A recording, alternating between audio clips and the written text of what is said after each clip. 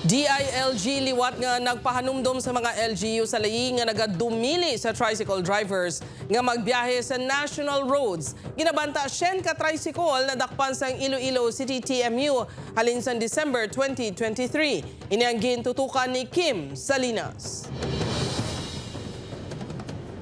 Liwat nga nagpahanumdom ang Department of the Interior and Local Government sa mga LGU nga istrikto nga ipatuman ang pagdumili sa mga tricycle kag tricycad nga mag-agi sa national roads. Ini matapos nga nabungguan sang bus ang isa ka tricycle sa Camarines Norte sang Pebrero 4. Sa statement ginpagwa ni DILG Secretary Benjamin Abalos Jr.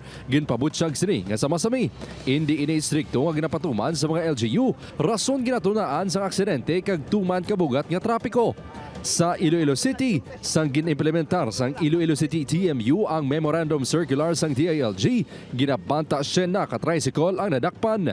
Kadamo na kita sang nadakpan, kadamo na sang na-impound no, regarding sa ining memorandum sang DILG at the same time in violation sang aton nga city ordinance. Kun gabi, masabi madamo sa mga tricycle ang nagabiyahe.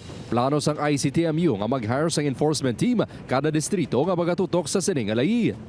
Samtang padayon pa nga ginadihon sang Committee on Transportation sang syudad ang Tricycle Route Plan nga magadumili sa mga tricycle nga mag-agi sa national road sa syudad.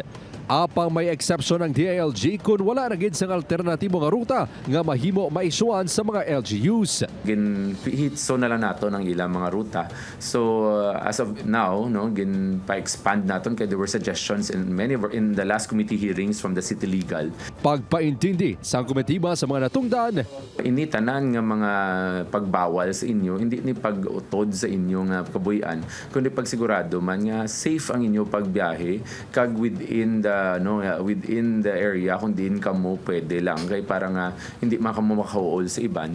Upod Caramel Porquia, Kim Salinas, 1 Western Visayas.